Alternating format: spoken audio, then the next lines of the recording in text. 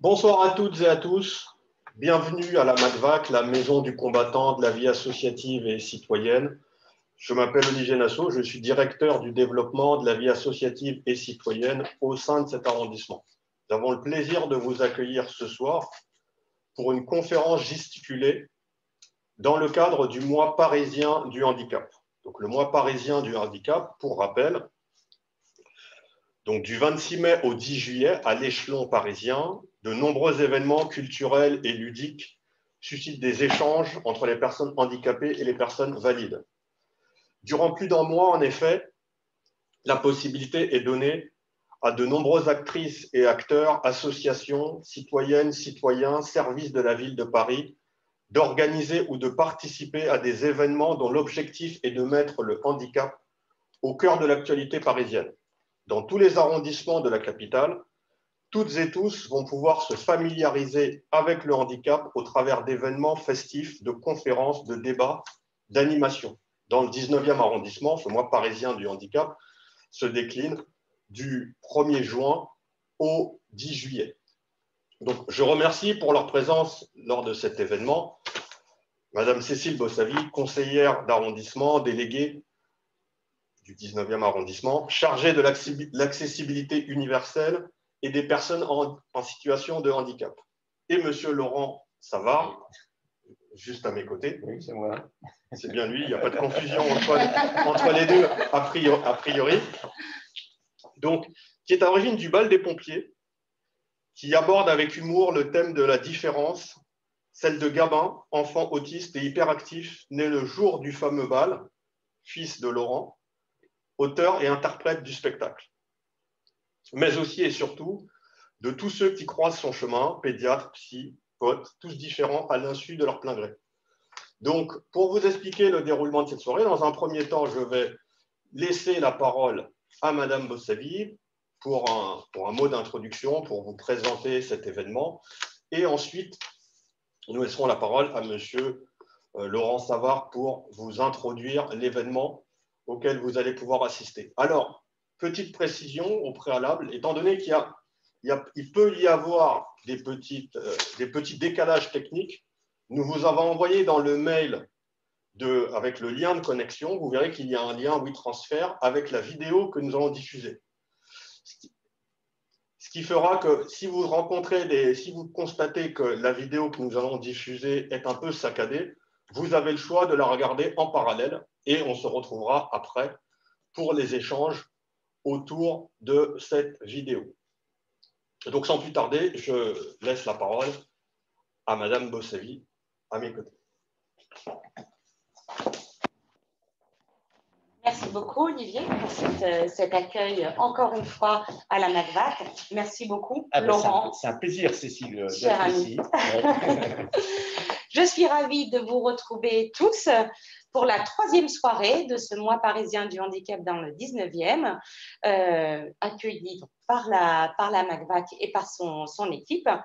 Ce mois parisien du handicap en est à sa 12e édition déjà, une édition toute particulière puisque ce mois a dû être annulé l'an dernier et que cette année, nous avons dû l'imaginer dans des formats un peu particuliers, ce qui fait que ce soir encore, nous nous retrouvons masqués et à distance.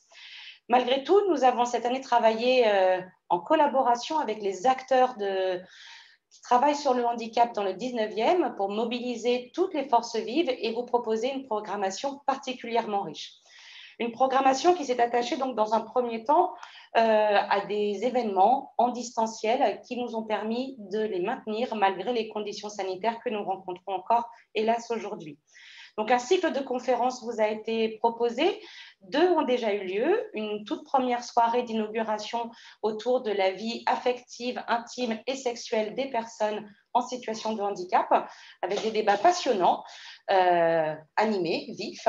Une seconde soirée sur la maternité des mamans en situation de handicap et notamment d'une maman aveugle qui a fait le choix d'être maman envers et contre tous et qui assume aujourd'hui la vie avec sa différence et avec sa petite fille.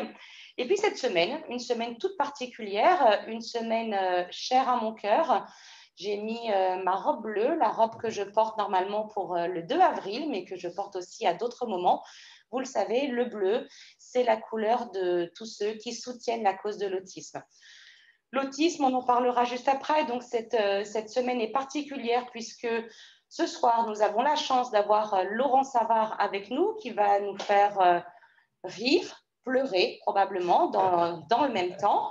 Et puis demain matin, nous nous retrouverons plus sérieusement, je suis désolée Laurent, avec l'association Agir et Vivre l'Autisme, gestionnaire de nombreux établissements en France pour des jeunes avec autisme et qui a notamment un établissement situé dans le 19e qui accueille des enfants et qui sont accompagnés avec un accompagnement particulier qui met en œuvre la thérapie ABA et permet d'accompagner ces enfants vers la plus grande autonomie possible. Voilà, l'autonomie étant bien sûr un enjeu principal, on en reparlera. La semaine prochaine, on se retrouvera pour une soirée particulière sur les aidants. Les aidants, ces personnes qui sont parents, frères, sœurs, en couple avec une personne en situation de handicap et qui vivent une vie tout à fait particulière puisqu'effectivement, le handicap est bien souvent au centre de leur vie avec toutes les conséquences positives, enrichissantes, mais parfois aussi difficiles et épuisantes que cela engendre. Et puis une dernière soirée où on finira notre mois parisien du handicap le 6 juillet à la MACVAC avec une conférence chorégraphiée après la conférence gesticulée de ce jour avec des personnes qui sont accueillies au foyer Cap de Vent dans le 19e et qui viendront nous proposer un moment de danse, une personne en fauteuil roulant avec une chorégraphe, un grand moment d'émotion que nous vous proposons de partager. En parallèle de ce cycle de conférences, bien sûr, toujours le même principe, les conférences sont toutes gratuites. Il suffit de s'inscrire à mail maison.asso.19@paris.fr. Vous pouvez aller consulter l'ensemble du programme sur le site de la mairie du 19e. Et puis, nous sommes présents avec la MACVAC, bien sûr, sur tous les réseaux sociaux, Twitter, Facebook, Instagram. En parallèle de ces conférences, plusieurs expositions vous sont proposées dans tout l'arrondissement. Une très belle exposition qui s'appelle Voir la beauté, réalisée par des personnes atteintes de troubles psychiques et accompagnée par la Fondation Maison des Champs sur les grilles du parc des Buttes-Chaumont à 2 pas d'ici. Ils nous partagent ce qui, chez eux, provoque émotion et ce qui représente pour eux le beau. Une autre exposition sur les grilles du Jardin d'Eugénie à proximité de Place des Fêtes qui fait une restitution du bal inclusif dit le bal arrangé dans son édition 2019 et qui vous invite à participer aux différents préparatifs du bal arrangé qui aura lieu cette année le 10 juillet à Paris-Plage sur le parc des Rives de Seine à Paris-Centre. La semaine dernière ont eu lieu plusieurs événements inclusifs accessibles à tous. Une heure du conte en langue des signes qui a accueilli un large public d'enfants qui ont pu s'initier à la langue des signes et des enfants sourds qui, pour une fois, ont pu participer à une heure du conte en famille, entourés d'autres enfants. Ce même jour, samedi dernier, un atelier graphisme a été mis en place avec une illustratrice sourde qui, là encore, a communiqué avec les jeunes enfants présents en langue des signes et les a initiés à ce mode de communication. Enfin, on est aujourd'hui au sein de la MACVAC dans une exposition réalisée par Hormoz et Cap de Vent qui met en scène les désirs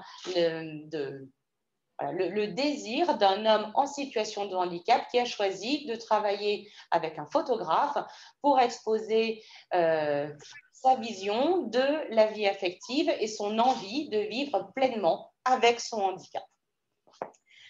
Voilà, donc je remercie l'ensemble de ces acteurs qui se sont mobilisés. Tous ces acteurs participent à une instance qui s'appelle le Conseil local du handicap dans le 19e, qui permet de travailler à mettre en synergie les différentes forces vives dans ce secteur, associations, personnes, foyers, services d'accompagnement. Ensemble, nous nous réunissons régulièrement sur les thématiques pour travailler à l'accès au sport, l'accès à la culture, l'accès aux droits, tous ces éléments fondamentaux dans la vie, mais qui sont parfois bien trop éloignés des personnes en situation de handicap. Voilà, j'en ai fini avec ce programme, mais que je voulais vous partager et vous inviter à venir découvrir avec nous. On va commencer à parler d'autisme. Ah oui. Hein, voilà, ça te rappelle quelque chose, Laurent?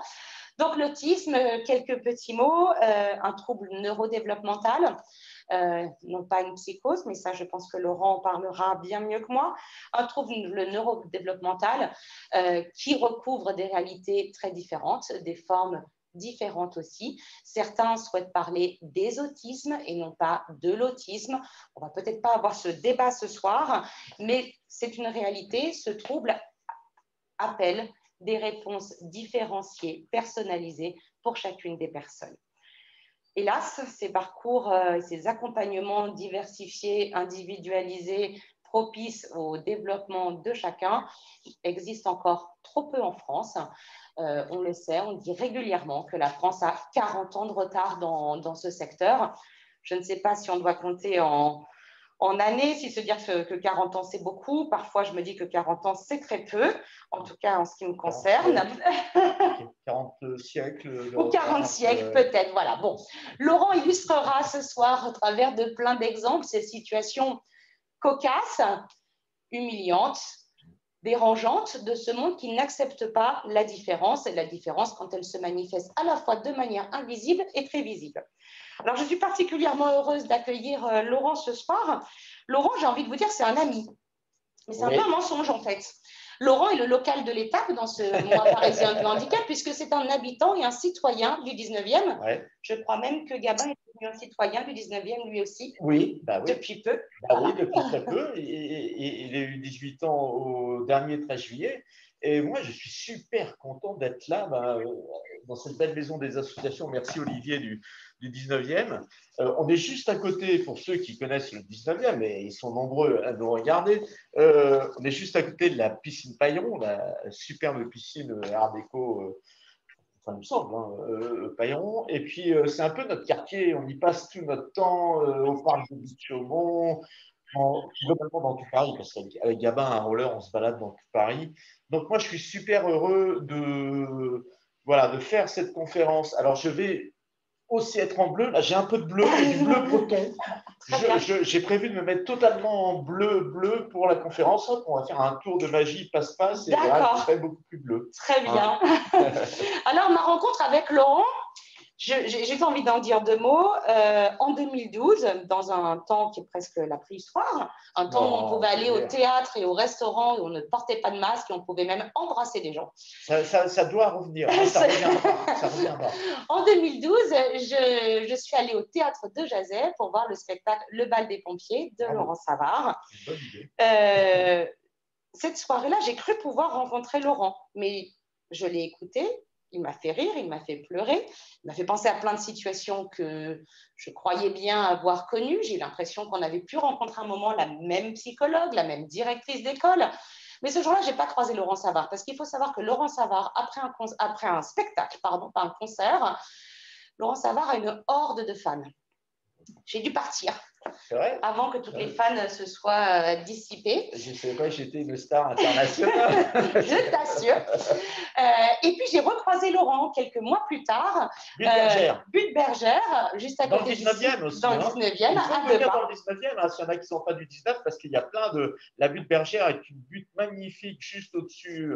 Ça fait partie un peu des buttes Chaumont, d'ailleurs. C'est ça. Et où il y avait, il y a longtemps, un parc d'attractions. Il y a eu aussi, je crois, le premier stade de foot pour l'équipe de France de football. Tout à fait. On va peut-être, Olivier, tu peux embaucher Laurent pour la France du 19e. En mairie. Gabin a grandi, je vais en parler tout à l'heure sur la butte Montmartre, donc je connais aussi très bien Montmartre, mais globalement, je connais très bien l'histoire de Paris et aussi du 19e. Et j'adore la butte Bergère. Alors, la butte Bergère, on ne s'est toujours pas rencontrés, puisque nous étions tous les deux accompagnés de nos ébulons et qu'on s'est vus de manière un peu floue. On s'est croisés, on s'est reconnus, mais on n'a toujours pas pu se parler. Il y avait ton mari, alors évidemment, c'était plus gênant pour se parler directement, oui, bien sûr. Non, mais plus sérieusement, c'est vrai que je pense que s'il y a des parents d'enfants autistes, mais pas que, des enfants touchés par le handicap, on est dans une vie… on est dans une vie où on court tout le temps. Alors déjà, en général, on court beaucoup, d'autant plus à Paris. Mais quand on a un Gabin, un Gabriel à la maison, on est dans une course infernale. Et c'est vrai que j'ai la chance, via le spectacle, etc., d'avoir, même avant, enfin, j'ai beaucoup d'amis, c'est cool, mais plus on a d'amis, moins on a de temps pour les voir, pour échanger. Ouais. Et c'est assez frustrant, j'avoue. Et après le spectacle, j'aimerais bien, parce que oui, ce qui est dingue, ce que je ne savais pas, c'est que mon histoire était partagée par autant de monde, et pas qu'en France d'ailleurs, mais particulièrement en France. Ouais. Voilà, je crois qu'on a tout dit, que maintenant Non, je peux. vous avez l'honneur de pouvoir profiter d'un excellent moment avec Laurent. Je vais retrouver ma place sans tomber. Merci. Je ne sais pas si tu veux dire quelques mots avant qu'on lance la vidéo. Eh bien,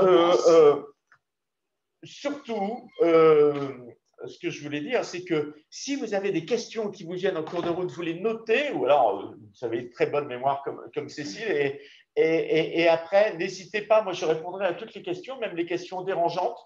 C'est vrai que l'autisme aussi est parfois, entre guillemets, un sujet très politique, mais pas dans le bon sens.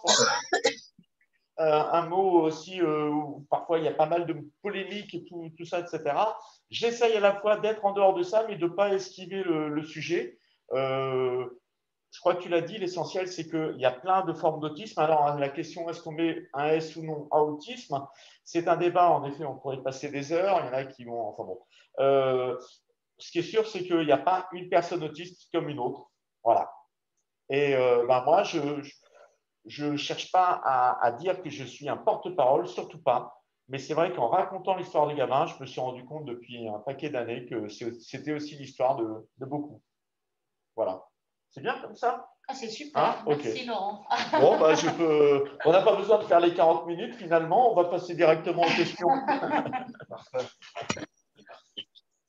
Hop, je vais changer un de. Hop, ça y est, tu. Ouais, c'est vrai. Ouais, je vais te. Ouais, c'est pas mal une araignée.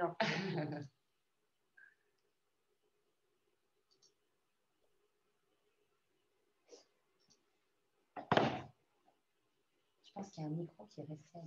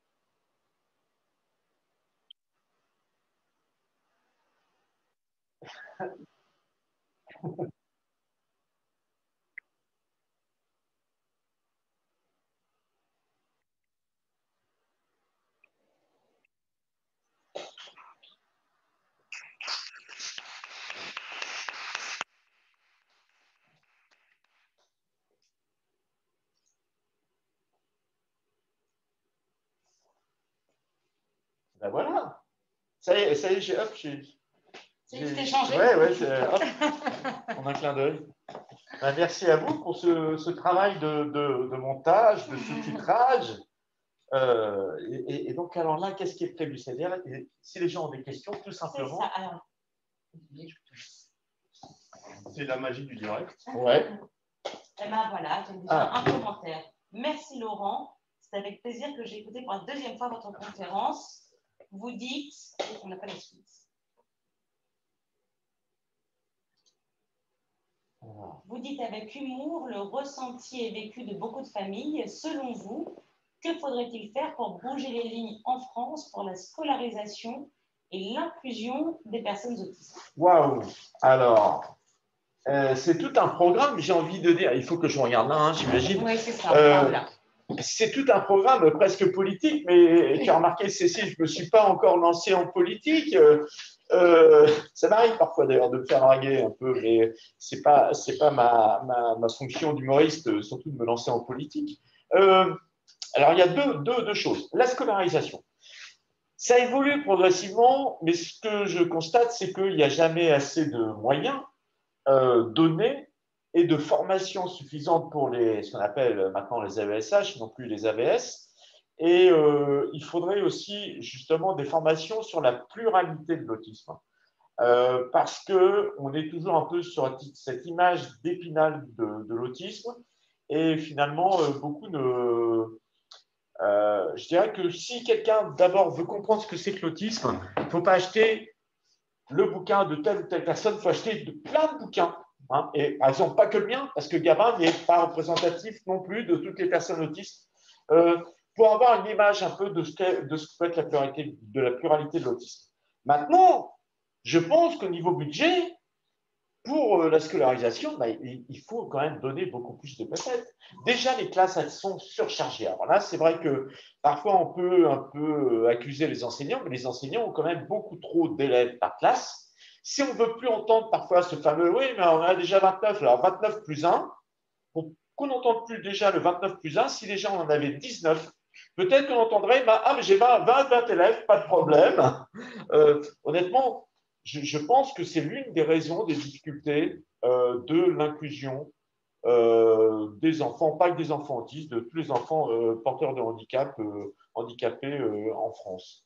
L'inclusion, alors là, je ne sais pas combien de milliards il va falloir pour l'inclusion, mais en même temps, c'est pour ça que je me suis amusé et j'espère que Anne, si vous me regardez à nouveau, vous n'aurez peut-être pas le temps de regarder tout ce qui s'est fait, j'imagine, pour le mois parisien du handicap, mais il faut quand même que vous regardiez ma conférence, surtout le passage où je m'adresse à vous, parce que, l'air de rien, je pense que je suis sur une question, moi qui passe mon temps dans Paris avec Gabin, soit en voiture pour l'accompagner, soit à roller, soit à pied, voilà, je connais un peu tous les trottoirs de Paris, on est en plein cœur de l'inclusion, puisque l'inclusion pour les personnes handicapées, c'est aussi la mobilité. Et je pense qu'on peut réussir à tout résoudre. Je pense très, très sincèrement, même si donc, je ne fais pas de vélo avec gamin, mais du roller, je pense qu'on peut être sur les mobilités douces, avec une place beaucoup moins importante de la voiture, tout en favorisant aussi la mobilité et donc l'inclusion des personnes handicapées dans la ville. Et là, je ne parle pas que des personnes autistes. Hein, par exemple, les personnes aveugles, malvoyantes, etc. Je pense que s'il y avait moins de voitures, si ça roulait moins vite, on aurait une ville beaucoup plus sécurisée. Maintenant, il va falloir réussir à gérer tout ce flux de vélos. Et je constate qu'en effet, il y en a beaucoup. Je pense qu'il faut surtout gérer aussi le flot des Uber. Je n'ai rien contre les gens qui conduisent les Uber, mais je pense que on enlève les Uber, déjà on enlève un tiers du trafic dans Paris, et je blague à peine. Et si on regarde bien d'ailleurs le trafic dans Paris-Centre, alors là c'est super politique, Anne, vous êtes toujours là. Un jour, venez avec moi, vous montez dans la voiture avec moi, et puis il y a Gabin juste derrière. On s'amusera à compter les véhicules de livraison, les taxis et les Uber, les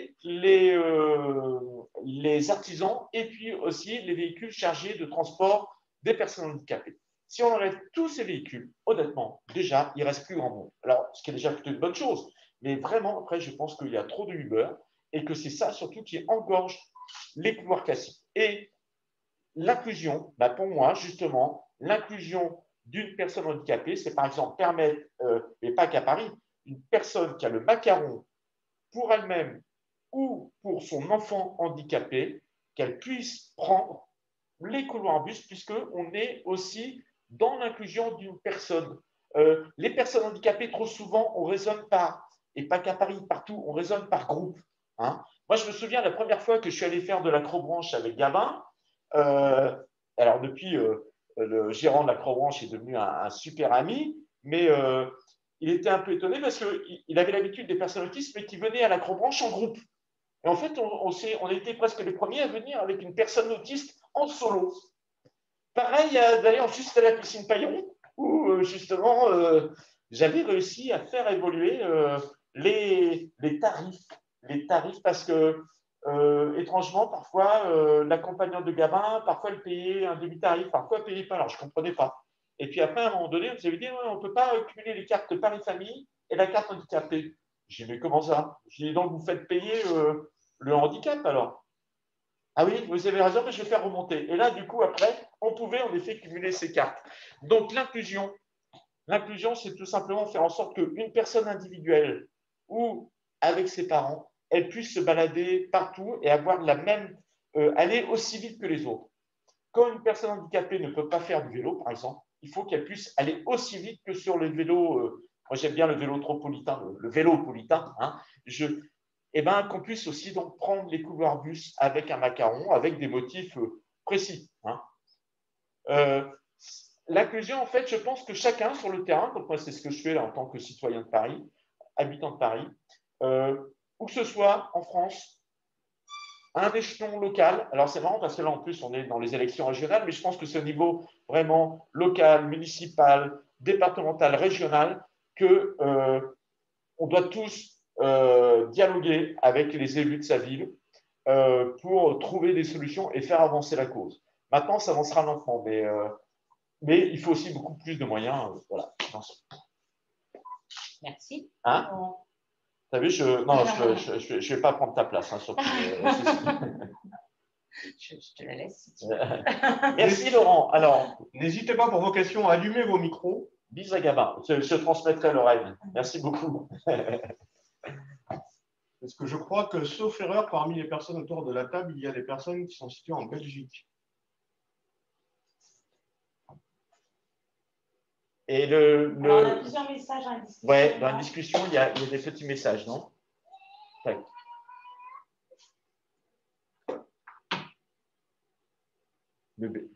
C'était un bébé aussi qu'on entendait, non? Ouais, donc ça. Ouais.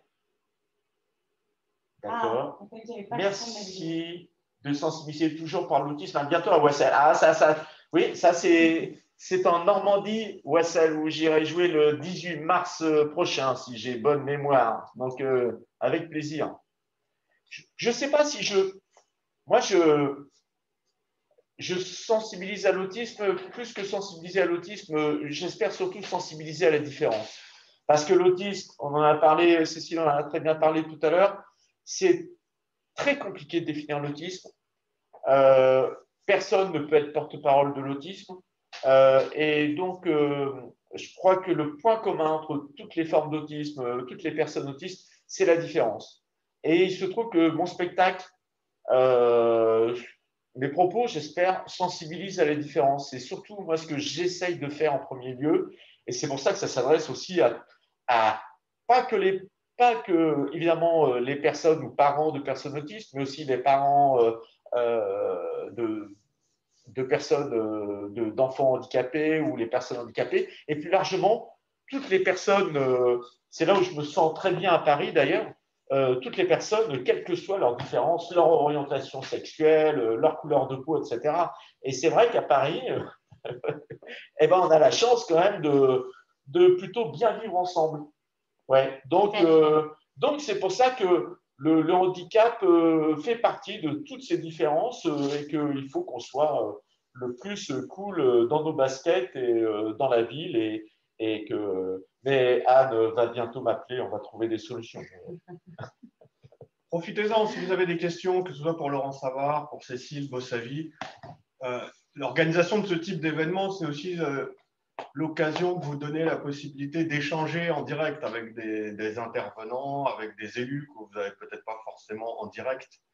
Donc, vous pouvez ouvrir vos micros. Nous avons un système qui nous permet de vous entendre parfaitement.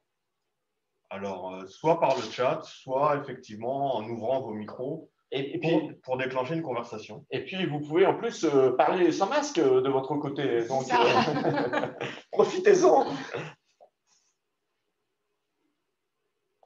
Non, c'est qu'en fait, on a été trop clair, on a un peu trop tout évoqué et du coup, il n'y a pas de… Est-ce que tout le monde a bien compris En tout cas, ça fait plaisir, oui, que des gens écoutent, me suivent à nouveau pour la deuxième fois. Ah oui, et en plus prévu d'être éternel, mais serait suffisant. Comment accompagner nos enfants?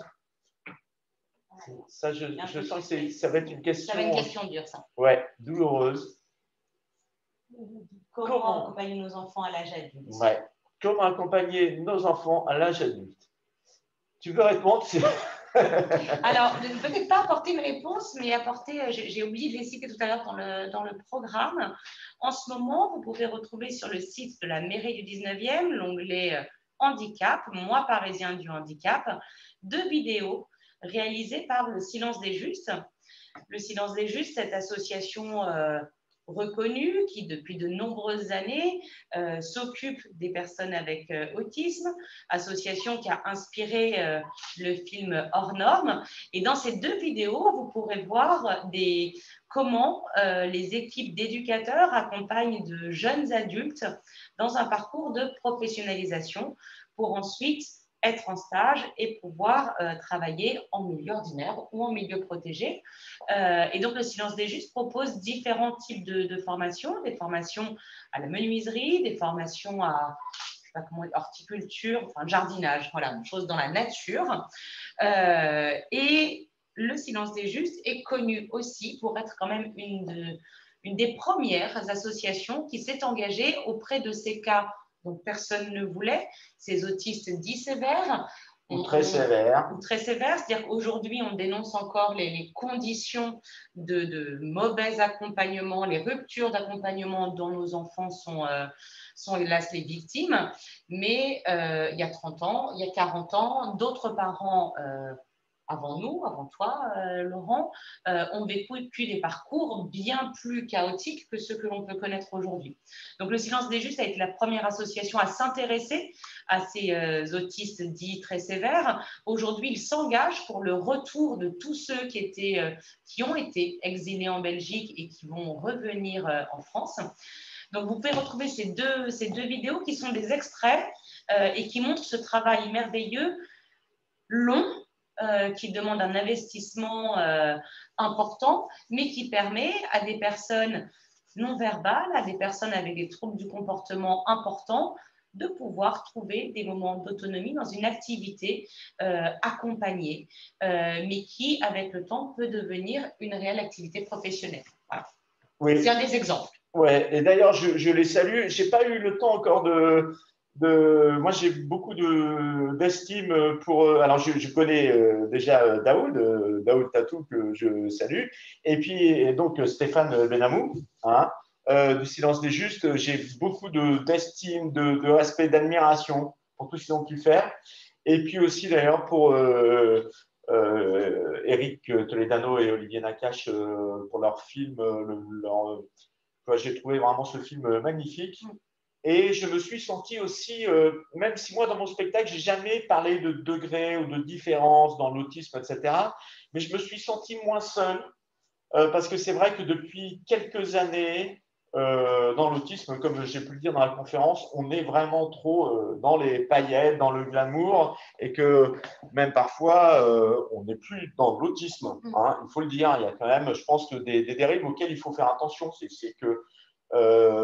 beaucoup de gens, simplement le fait de dire je suis autiste est suffisant finalement pour dire qu'on est autiste, avec parfois des diagnostics qui sont totalement bidons. Ce n'est pas la majorité, hein, mais donc il faut faire attention aussi. D'ailleurs, quand on parle d'autisme, il y a aussi beaucoup de parents, de personnes qui ont la tête sous l'eau et qui ne vont jamais s'exprimer, qui ne sont pas représentés nulle part. Et ça, c'est toute cette face immergée de l'iceberg. Et Anne, mais je sais que Cécile, tu en es totalement consciente, mais Anne, c'est pareil, si vous m'écoutez, faites attention parce qu'il y en a qui sont très bons pour vendre l'autisme, mais il y en a beaucoup, beaucoup qui, hélas, ne vont pas vendre l'autisme de ce qui se passe chez eux parce que parfois, c'est des situations tellement difficiles que les gens déjà culpabilisent et ont vraiment la tête sous l'eau. Et c'est les premières personnes, je pense, pas que dans l'autisme, je pense qu'en général, sur la planète handicap ou au niveau social, c'est ceux qui sont le plus dans le besoin, qu'il faut davantage aider, et ce n'est pas forcément les meilleurs communicants. Ouais, c'était cool. Hein. Merci d'avoir organisé ce moment d'échange et de sensibilisation à la différence. Merci beaucoup. Tu es donc très remerciée. Non, c'est tout le monde. Merci, Denise. Et oui. Alors, Denise, on ne se connaît pas, mais effectivement, il y a de nombreux projets qui voient le jour, parce que la question là se pose de l'âge adulte. C'est une question qui est prégnante, je pense, pour Marie et toi. Oui. Je sais que vous êtes dans des démarches difficiles, lourdes. On est dans ce que connaissent beaucoup de familles, c'est-à-dire l'habilitation familiale. Est-ce que tu peux nous en dire deux mots et préciser ce que c'est l'habilitation familiale? On parlera pour ceux de qui fois. Éventuellement ne connaissent pas. L'habilitation familiale, c'est tout simplement pour pouvoir bien organiser l'avenir de son enfant qui grandit et sans limite. Il faut tout simplement avoir, c'est pas une tutelle, mais simplement la possibilité de pouvoir gérer le quotidien, etc., de son enfant. Donc, il faut monter un dossier avec soit un psychiatre, soit un neurologue, etc., qui déjà délivre un certificat médical pour cette habilitation familiale. Et après, il faut monter un dossier auprès du tribunal de… C'est là où j'ai mes limites au niveau juridique. Mais ce qui est assez dommage, c'est que quelque chose qui devrait être simplement administratif encombre les tribunaux. Moi, je pense qu'ils ont, hélas, d'autres choses à faire. Plus largement, justement, tu parlais de… Et puis, Denise aussi, je crois, pour plus tard, une fois que Gabin et toutes les personnes autistes deviennent adultes, l'avenir, alors, il y a l'avenir professionnel, mais je dirais qu'au-delà du professionnel, il y a tout simplement la qualité de vie. Parce que tout le monde ne peut pas avoir un boulot, même adapté, même en ESAT. Il y en a beaucoup, beaucoup pour qui ce n'est pas possible. Et que dans ce cas-là, le plus important, c'est la qualité de vie. On en revient un peu à ce qui se passe aussi pour des personnes âgées, hein, qui sont… il y a EHPAD et EHPAD, on le sait. Bon, eh bien, moi, je pense qu'il faut simplement adapter le mieux possible et surtout, on voit bien des moyens humains très importants pour pouvoir permettre le fameux bon accompagnement qui nous garantit l'autonomie de Sophie. Voilà. Parce qu'on est vraiment sur cette question-là. Par exemple, pour Gabin, je ne sais pas s'il pourra vivre de son métier de champion à roller, mais en tout cas, c'est un champion à roller et il kiffe le roller. Je pense que toute sa vie, il sera heureux de faire du roller. Moi, je veux avoir la garantie. Sophie, Anne et toutes les personnes politiques qui s'engagent et qui vont s'engager dans les décennies à venir, donnez-moi la garantie qu'il y aura toujours quelqu'un pour accompagner Gabin à roller, même quand il aura mon âge et au-delà. Parce qu'il a ce droit-là, parce qu'il sait même le demander avec sa tablette, avec la synthèse vocale. Je veux roller. Donc, je pense que ce n'est pas demander grand-chose que ça. Eh bien, si. Parce que bien souvent, pour les personnes adultes, il va y avoir en taux d'encadrement 1 à 2 adultes et encore pour 6 personnes. Donc là, on voit que ça ne fonctionne pas parce que s'il y en a un qui part en roller, donc c'est pour ça que trop souvent, on voit que pour les personnes adultes, où que ce soit, parce que je me balade un peu partout en France, on voit souvent des groupes de personnes handicapées ils sont 6 généralement, avec 1 ou 2 accompagnants. Et puis, ils marchent comme ça, ils se baladent. Leur activité de sortie, c'est simplement faire le tour du pâté de maison. Ben, je pense que beaucoup peuvent faire autre chose que ça. Hein. Ils peuvent, par exemple, aller à la piscine, on peut faire plein d'activités. Mais il faut donc un niveau d'encadrement. Et l'une des clés, c'est entre autres qu'il y ait plus d'éducateurs sportifs, parce qu'on sait que c'est l'une des clés justement pour à la fois l'autonomie et pour les activités de loisirs et de bien-être, hein, parce que le sport, c'est bon pour tout le monde. Il faut aussi plus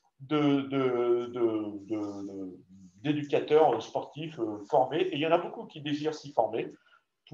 Et en plus, on permettra de diminuer aussi les traitements médicamenteux, pas de, hélas, de totalement les enlever, de diminuer cette prise en charge de cet excès de médicaments qui peut provoquer du surpoids, etc. On ne va pas citer les molécules en question, mais beaucoup font quand même des dégâts assez importants.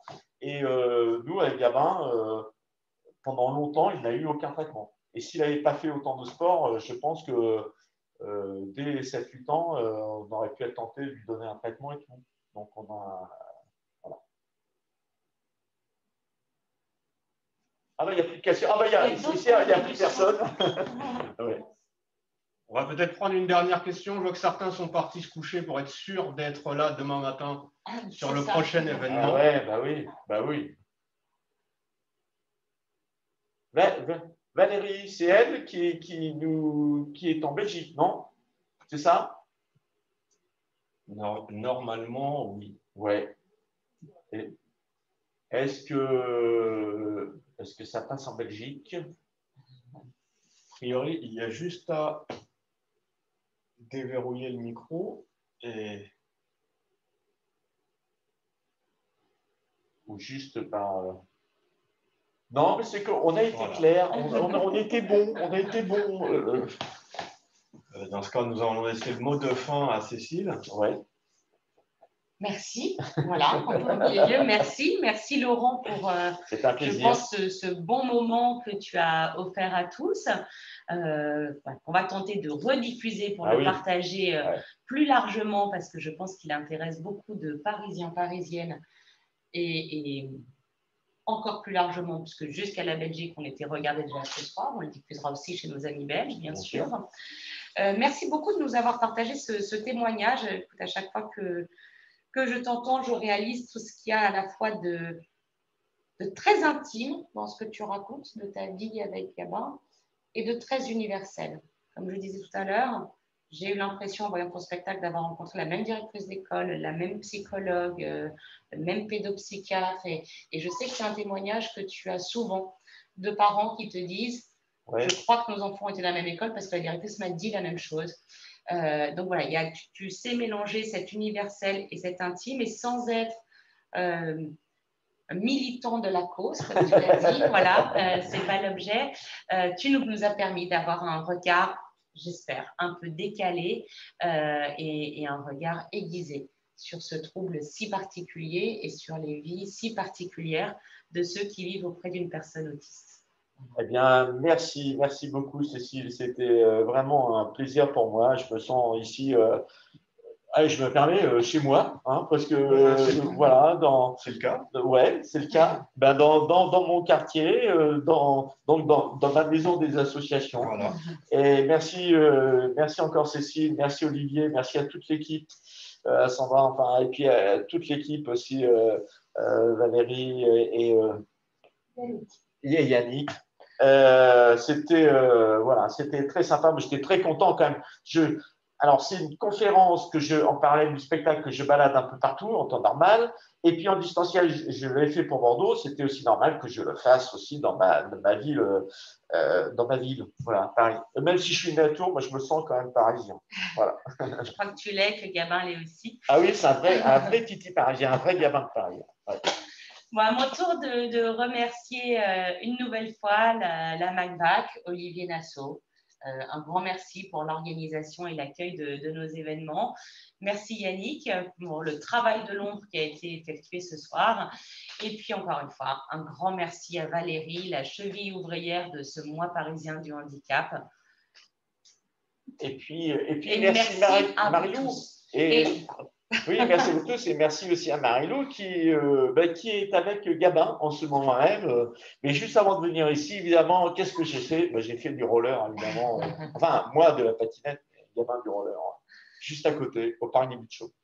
Voilà, donc vous aurez tous l'occasion de recroiser Laurent et Gabin. Attention, ça passe très vite, ce sera furtif cette rencontre, mais vous les croiserez quel que soit l'endroit où vous habitez à Paris et particulièrement dans le 19e. Voilà, on sera tous présents pour encourager Gabin l'année prochaine pour les 24 heures. Ouais, c'est cool. C'est une équipe de la mairie du 19e pour venir soutenir notre jeune citoyen à roller, champion. Voilà. Et puis sinon, n'hésitez pas aussi même, alors oui, lire le bouquin, mais sinon venir voir le spectacle. Vous allez sur laurentsavard.com, mon site, et il y a toutes les dates qui vont être actualisées, le spectacle, conférences, etc. Voilà. Le mot de la fin. Merci beaucoup, Laurent. Merci. Et merci à vous tous qui avez été avec nous ce soir.